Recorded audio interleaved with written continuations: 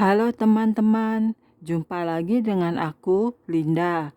Kita lanjut ke bab 19 ya. Oke, mari kita mulai. Bab 19, Rahang Alam Maut. Malam berikutnya, aku dan Yesus masuk ke dalam rahang alam maut. Yesus berkata, "Kita hampir selesai melewati alam maut, anakku. Tidak akan kutunjukkan padamu seluruh alam maut, tapi apa yang sudah kutunjukkan kepadamu, kuingin kau ceritakan pada dunia. Katakan pada mereka alam maut itu nyata. Katakan pada mereka laporan ini nyata." Ketika kami berjalan, kami berhenti di atas bukit memeriksa sebuah lembah kecil. Sejauh mata memandang terlihat tiang-tiang dari jiwa-jiwa manusia memagari sisi bukit itu. Bisa kudengar tangisan mereka, bunyi gaduh memenuhi tempat itu. Yesus berkata, "Anakku, inilah rahang alam maut. Setiap kali mulut alam maut terbuka, kau dengar bunyi yang gaduh itu. Jiwa-jiwa itu mencoba untuk keluar, tapi tidak bisa, karena mereka melekat di sisi alam maut." Ketika Yesus berbicara, kulihat benda-benda hitam berjatuhan ke bawah melewati kami dan mendarat dengan suara gedebuk di dasar bukit itu. Setan-setan dengan rantai besar menyeret pergi jiwa-jiwa. Yesus berkata, "Mereka adalah jiwa-jiwa yang baru saja mati di bumi dan datang ke alam maut. Kegiatan ini berjalan terus siang dan malam." Sekonyong-konyong keheningan memenuhi tempat itu.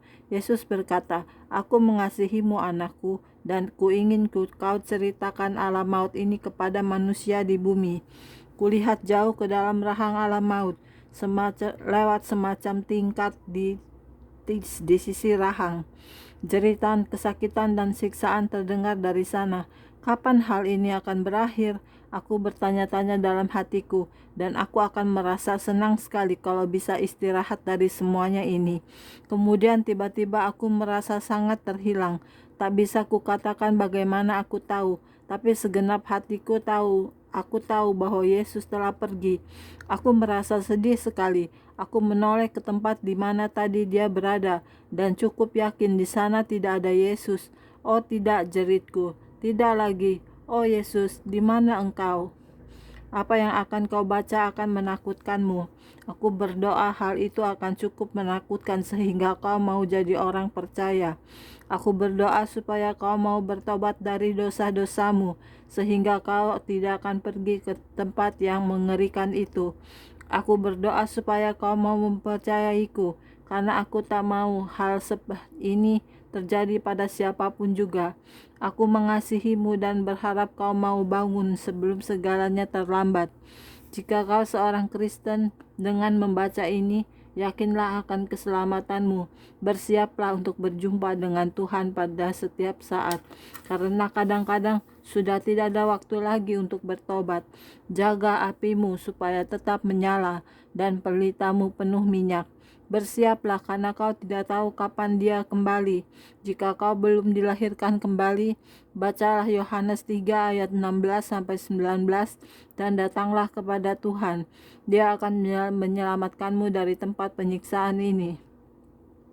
Ketika aku berteriak memanggil Yesus, aku mulai menuruni bukit mencarinya.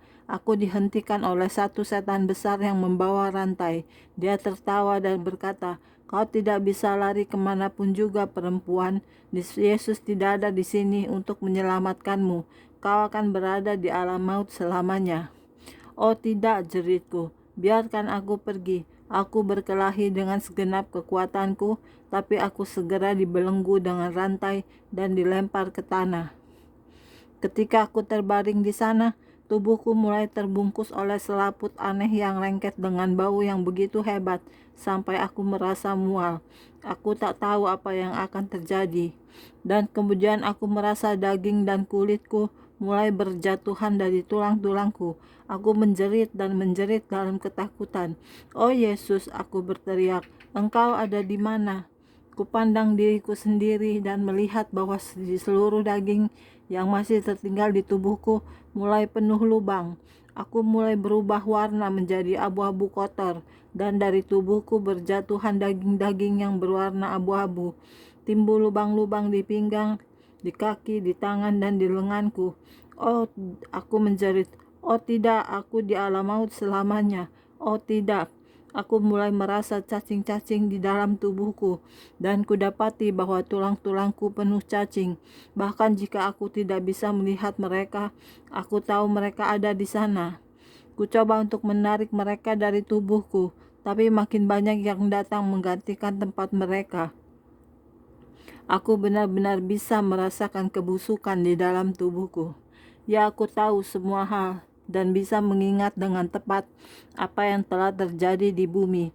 Aku bisa merasakan sentuhan, melihat, mencium, mendengar, dan merasa mencicipi semua siksaan alam maut. Aku bisa melihat di dalam diriku sendiri. Aku hanya berupa kerangka yang kotor, tapi aku masih bisa merasakan semua yang terjadi padaku. Aku melihat yang lain-lain yang seperti diriku. Sejauh mata memandang kulihat jiwa-jiwa. Aku berteriak dalam kesakitan yang hebat. Oh Yesus, tolong aku Yesus. Aku ingin mati tapi tidak bisa. Kurasakan api berkobar lagi di kakiku. Aku menjerit, Kau di mana Yesus? Aku berguling-guling di tanah dan menangis bersama dengan yang lain.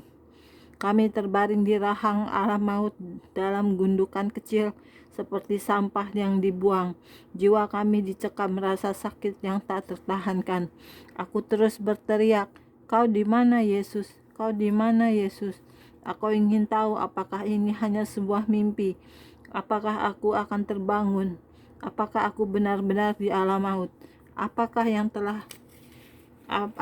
aku telah melakukan dosa yang besar melawan Allah dan kehilangan keselamatanku? Apa yang terjadi? Apakah aku telah berdosa kepada Roh Kudus? Kuingat semua pelajaran Alkitab yang pernah kudengar. Aku tahu keluargaku berada di suatu tempat di atasku. Dalam ketakutan, kusadari bahwa aku berada di alam maut, sama seperti jiwa-jiwa lain yang telah kulihat dan kubicarakan. Aku merasa begitu aneh ketika bisa melihat tembus tubuhku. Cacing-cacing mulai merayap di dalam tubuhku lagi. Dapat kurasakan mereka merayap. Aku menjerit karena takut dan kesakitan. Baru kemudian satu setan berkata, Yesusmu telah mengecewakan dirimu kan? Nah sekarang kamu adalah milik iblis. Dia tertawa jahat ketika diangkatnya tubuhku dan menaruhku di atas sesuatu. Segera kudapati diriku di atas punggung bangkai hidup sejenis binatang. Binatang itu seperti diriku juga berwarna abu-abu kotor, penuh dengan kotoran dan daging mati yang busuk. Bau yang busuk memenuhi udara yang kotor. Binatang itu mengangkatku tinggi ke atas langkan. Pikirku, oh Tuhan, di mana Engkau? Kami melewati banyak jiwa yang menjerit-jerit untuk diselamatkan. Ku dengar suara keras dari rahang alam maut waktu terbuka dan banyak jiwa jatuh melewatiku. Tanganku diikat di belakang punggungku. Rasa sakit itu tidak terasa terus-menerus, mendadak datang dan mendadak hilang. Aku menjerit setiap rasa sakit itu datang dan menunggu dengan ketakutan kalau rasa sakit itu berkurang. Pikirku, bagaimana aku bisa keluar? Apa yang akan terjadi? Apa ini yang terakhir? Apa yang telah kulakukan sehingga aku layak masuk alam maut? Oh Tuhan, di mana Engkau? Aku tangisku dalam kesakitan. Aku menangis, tapi tidak keluar air mata, hanya tubuhku yang terguncang-guncang. Binatang itu berhenti di depan sesuatu. Kupandang ke atas dan melihat ke sebuah ruangan yang indah, penuh dengan barang-barang mewah dan permata yang berkilau-kilauan. Di tengah ruangan itu ada seorang wanita cantik berbusana pakaian ratu. Di dalam keputusasaanku, aku ingin tahu apa arti semuanya ini. Aku berkata, wanita, tolonglah. Dia mendekat dan meludahi mukaku. Dia mengutukku dan berbicara perkara-perkara kotor kepadaku. Oh Tuhan, apalagi berikutnya? Tangisku. Dia tertawa jahat. Tepat di depan mataku, wanita itu berubah wujud menjadi pria, seekor kucing, seekor kuda, seekor ular, seekor tikus, dan seorang pemuda. Wujud apapun yang dipilihnya akan terjadi. Dia punya kuasa jahat yang besar. Di atas ruangannya ada tulisan Ratu Iblis.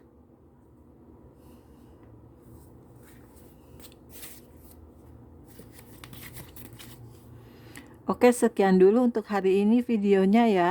Kita lanjut di video berikutnya. Terima kasih. Tuhan berkati kita semua. Amin. Bye-bye.